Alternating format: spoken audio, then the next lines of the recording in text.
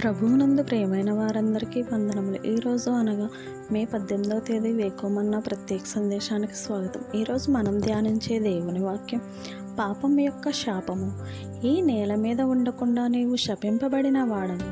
నీవు నేలను సేద్యపరచినప్పుడు అది తన సారమును ఇక మీదట నీకియ్యదు. నీవు భూమి మీద దిగులుపడుచు దేశదిమ్మరివై యుందువనెను. ఆదికాండము 4:11-12.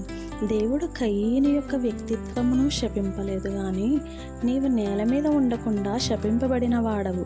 అనగా అతడు నేలను సేద్యపరచినప్పుడు నేల అతనికి పంటను ఇయ్యకుండును అని తీర్పు తీర్చెను. ఒక పాపి యొక్క చేతిలో గల భూ సంబంధమైన సమృద్ధి మిక్కిలి అపాయకరమైనది. కాబట్టి దేవుడు ఆయన కృపను బట్టి దానిని కట్టుబాటు చేయను. త్రాగుబోతు చేతి అందలి ఐశ్వర్యము అతని స్వంత ఆరోగ్యమును మరియు ఇతరుల యొక్క క్షేమమును నాశనము చేయగలదు. నేలకు ఒక బలము కలదు, అది నరునికి సంపద, ఆరోగ్యము మొదలగు బలములను ఇచ్చుచున్నది. బలమునకు మూల భాషనందు శక్తి అను అర్థము గలదు. పాపము అనున్నది ఆరోగ్యము, సంపద అను శక్తిని లేకుండా చేయును. కొన్ని పర్యాయములు పాపులు ఐశ్వర్యమును కలిగి ఉన్నను భీతి, అనారోగ్యమును మొదలగు వాటిని అనుభవించలేరు. దేవుని రాజ్యము నిమిత్తము మరియు దేవుని మహిమ నిమిత్తము పరిశుద్ధులు ఈ ఆశీర్వాదములన్నిటినీ హక్కుతో ప్రాప్తించుకొనవచ్చును. హల్లెలూయా. నీవు భూమి మీద దేశదిమ్మరివై దిగులపడుచు తిరుగుచుందువు.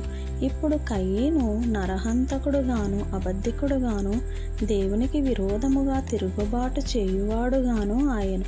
గనుక అతనికి పశ్చాత్తాపపడుటకు ఒక అవకాశము అవసరమై ఉండెను. అతడు సమాధానముగా ఒక స్థలములో స్థిరపడిన ఎడల అతడు పరలోకమును గురించిన ఏ ఆలోచనయు లేకుండా జీవించి ఉండును.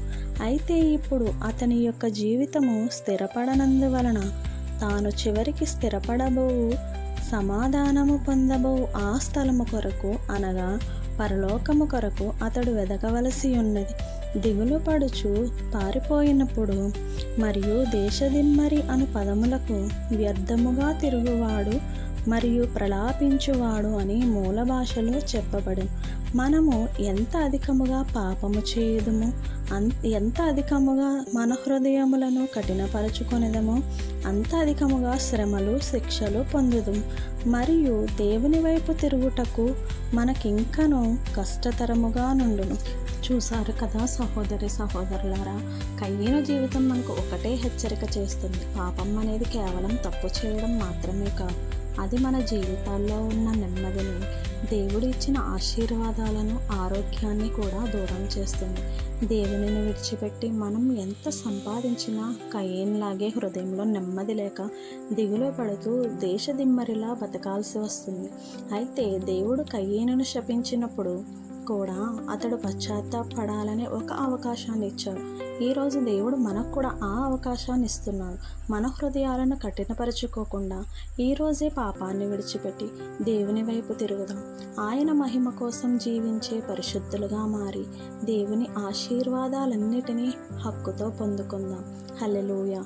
ఈ సందేశం మీ హృదయాన్ని తాకినట్లయితే కింద కామెంట్స్లో ఆమెన్ అని టైప్ చేయండి. మరిన్ని ఆధ్యాత్మిక వాక్యాల కోసం మన ప్రణీత్ స్పిరిచువల్ ఛానల్ని ఇప్పుడే సబ్స్క్రైబ్ చేసుకుని దేవుడు మిమ్మల్ని దీవించునుగాక. ఆమెన్. ఈ వేకోమన్న సందేశం మీకు నచ్చినట్లయితే తప్పకుండా లైక్ చేయండి మరియు మీ స్నేహితులకు, బంధువులకు షేర్ చేయండి. ఇలాంటి మరిన్ని ఆత్మీయ సందేశాల కోసం మన ఛానల్ని సబ్స్క్రైబ్ చేసుకోవడం మర్చిపోకండి. రేపటి వేకోమన్న సందేశంతో మళ్ళీ కలుసుకుందాం. ప్రభువు మిమ్మల్ని దీవించి ఆశీర్వదించునుగాక. ఆమెన్.